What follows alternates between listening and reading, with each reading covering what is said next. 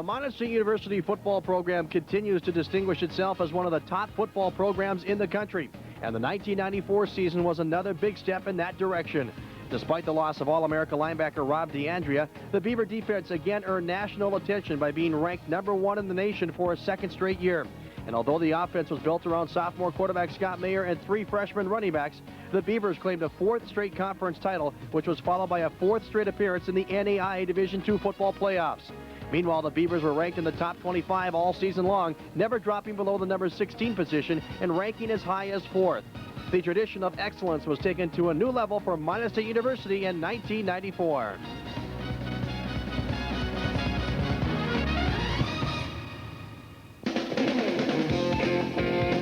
The Beavers began the season ranked 10th in the nation and opened the 94 season with the first of 3 NAIA Division I non-conference opponents in perennial powerhouse Carroll College of Helena, Montana. The Beavers more than avenged a loss to the Fighting Saints a year earlier, dominating on both sides of the ball. The defense set the tone early, holding Carroll's premier ground game to just 35 yards rushing on 46 attempts. The Beavers got 2 touchdowns from linebacker Terry Broussard, who scored on a fake punt and later returned an interception for a touchdown.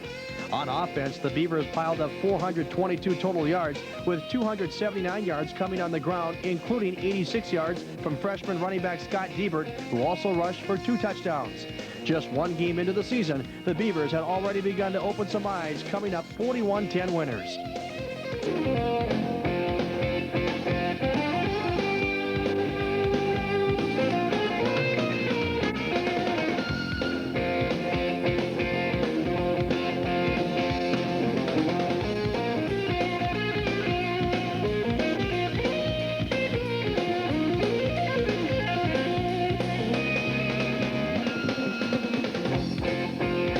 Week 2 of the season took the Beavers north of the border for a first ever meeting with the Bison of the University of Manitoba. In what many thought would be a stiff test for the Beavers, turned into one of the most lopsided wins in Minot State history. The Beaver defense was as stingy as ever, recording 3 safeties. The Beaver defense also kept the Bison in check, giving up just a total of 40 yards of offense. Meanwhile, the Beaver offense was clicking on all cylinders. Scott Diebert again rushed for 2 touchdowns, while quarterback Scott Mayer threw for 2 others, as the Beavers accumulated 459 yards of total offense, winning big 74-2.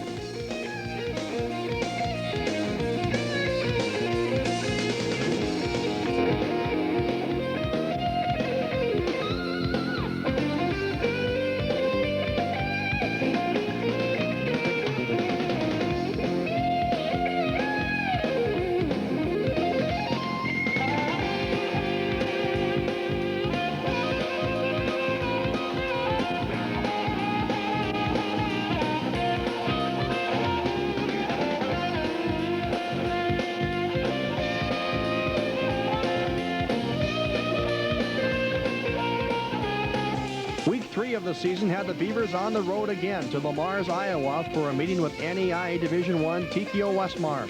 Unlike the first 2 weeks of the season, the Beavers found themselves trailing after the first quarter 7-0 and having to play catch-up football on the road.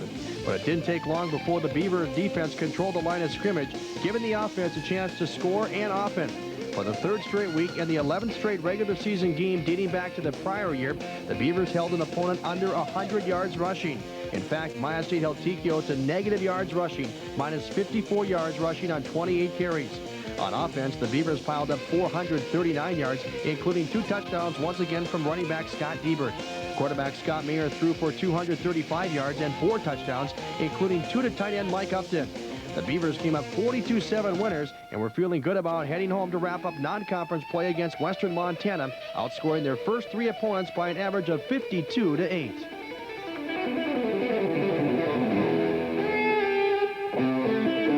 The Beavers wrapped up their non-conference schedule at home, taking on NAIA Division I Western Montana. The Beavers entered the game with their highest ranking ever in the NAIA Division II football poll, ranked number 4 in the nation. A win would take the Beavers into the conference season with an undefeated record. But Western Montana had other ideas. The Bulldogs capitalized on 6 Beaver turnovers en route to a 37-9 win. The Beavers actually led the game 9-6 in the second quarter before Western Montana exploded for 31 unanswered points. The Beavers did accumulate 344 yards of total offense, but were unable to put the ball into the end zone. The loss was a disappointing one for the Beavers, who finished the non-conference schedule with a 3-1 record. The Bulldogs went on to reach the Final Four of the NAIA Division I football playoffs.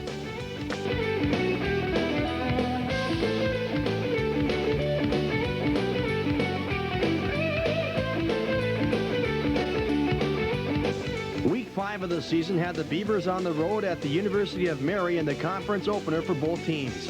It's not often that the conference opener has playoff implications, but with both teams ranked, Minot State 12th and the University of Mary 10th, the winner would have the inside track to the conference title and a possible playoff berth.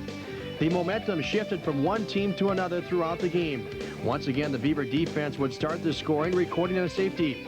On the afternoon, the Beavers held the Marauders to just 41 yards on 36 carries, with most of their success coming through the air. On offense, Minot State amassed 378 yards, with 238 coming on the ground. Running back Scott Diebert rushed for 133 yards and 3 touchdowns, including touchdown runs of 57 and 65 yards.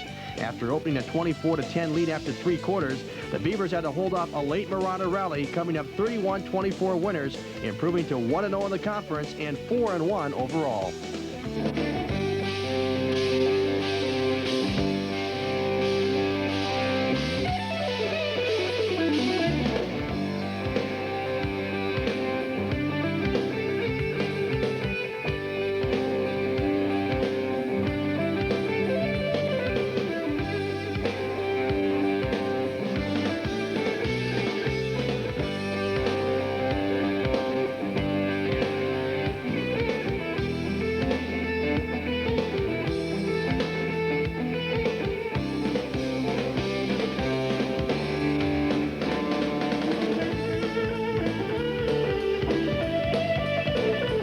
Week 6 of the season was another big conference matchup for the Beavers as they were on the road for a second straight week against the always tough Dickinson State Bluehawks.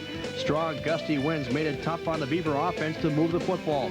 Meanwhile, the Bluehawks were pumped up for homecoming, scoring on a reverse in the first quarter and a late-game interception return. But besides those 2 plays, the Beaver defense again was solid, holding the Bluehawks to just 68 yards rushing on 45 carries.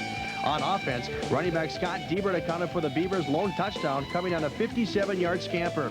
Diebert finished on the afternoon with 107 yards rushing. But it was 5 costly Beaver turnovers that kept the Beaver offense from getting on track, and Dickinson State pulled the upset, winning 14-7. The Beavers dropped to 1-1 in the conference with a loss and 4-2 overall.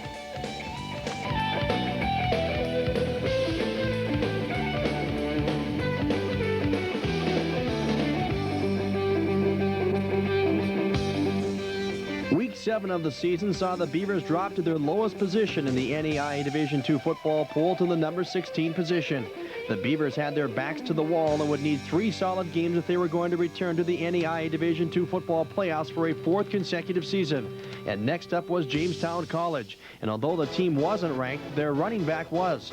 Carlo Lucente entered the game as the nation's top-ranked rusher, averaging 180 yards per game. But the Beaver defense was relentless, holding Lucente to just 11 yards rushing on 17 attempts. And as a team, the Jimmies were held to minus 23 yards rushing on 21 carries. For the 4th time on the season, the Beaver defense would strike first on the scoreboard as defensive tackle Jay Balker recovered a fumble in the end zone. On offense, Scott Diebert again went over 100 yards rushing, picking up 111 yards on 22 carries, including a touchdown. Meanwhile, tight end Mike Upton started to emerge as a go-to receiver, making 7 receptions for 86 yards as the Beavers rolled to a 34-7 win, improving to 2-1 in the conference and 5-2 overall.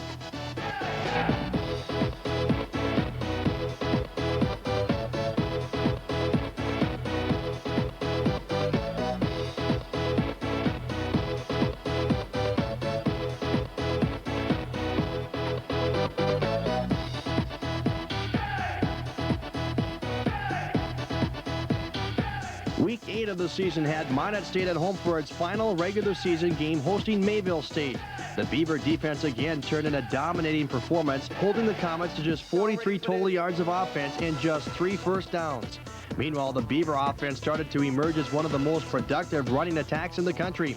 Running back Scott Diebert rushed for 120 yards and 3 touchdowns, while reserve running back Brad Handel, filling in for an injured Mike Kennedy, rushed for 163 yards on 33 carries. Handel's addition to the backfield gave the Beavers a solid 1-2 punch that wore down any defense thrown at the running backs. The Beavers won 29-0, improving to 3-1 in the conference and 6-2 overall.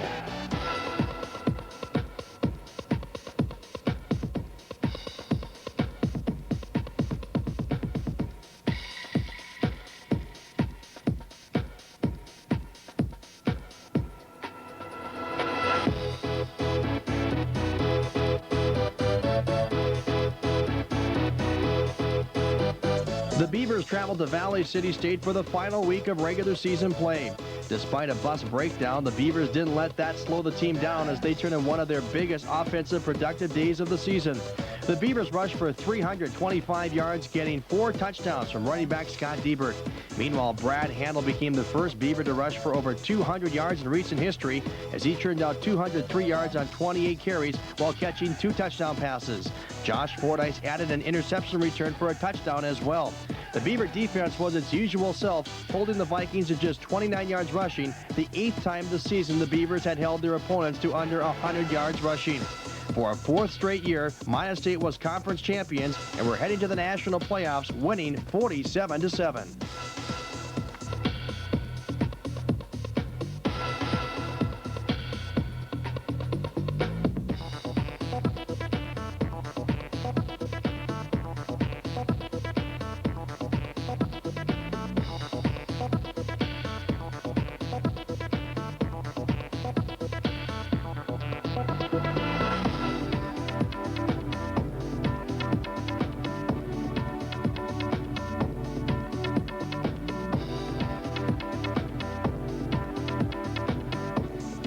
After finishing the regular season ranked 5th in the nation, the Beavers were awarded a first-round NAIA Division II home football playoff game for a 2nd straight year. The Beavers' opponent was 12th-rated Sioux Falls College of South Dakota. Neither team had much success moving the ball in the first half as both teams went into the locker room tied at 0. But the offenses picked up in the second half. Trailing 7-0, the Beavers would cut the lead to 1 on a Scott Mayer touchdown pass to Mike Upton in the 3rd quarter. Mayer would add a touchdown run in the 4th quarter to give Minot State a 12-7 lead. But midway through the 4th quarter, Sioux Falls College mounted a long drive capped off by a short touchdown run that gave the Cougars a 13-12 lead. With their backs to the wall, the Beavers mounted their biggest drive of the year, converting on 2 4th-down plays, with the drive capped off by another Scott Mayer touchdown run, and Minot State won it by the final of 20-13. The Beaver defense also did a number on the Cougar ground game that had been ranked 2nd in the nation, holding the Cougars to just 109 yards rushing on 36 carries. Minot State running back Brad Handel was named the offensive player of the game. The Beavers had won their first ever home playoff game and were gearing up for quarterfinal action.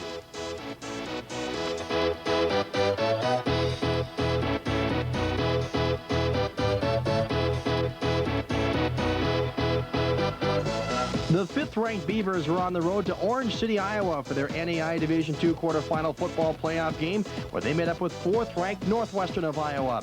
The game was high in emotion and was heart-stopping to the very end. The Beavers established an early 12-7 lead at the half. Scott Diebert rushed for 1 touchdown while Scott Mayer added another. The 3rd quarter, however, turned out to be nothing short of a disaster for the Beavers. 3 straight turnovers led to 3 scores from the Red Raiders, who entered 4th quarter action leading 25-12. But the heart and character of the Beavers showed in the 4th quarter. The defense helped to start the turnaround as Trevor Bakken returned an interception for a touchdown, and Minot State had pulled within 25-19.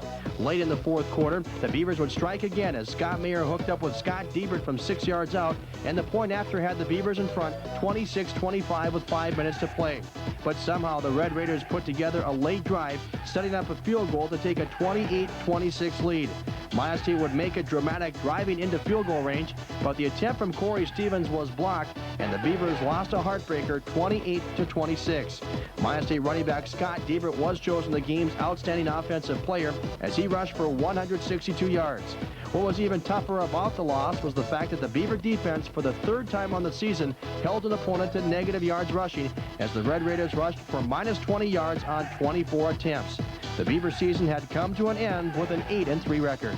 Although the 1994 season ended on the field in Orange City, Iowa, the future again looks bright for the Beavers, who return a number of skilled players, including their entire starting backfield for the 1995 season.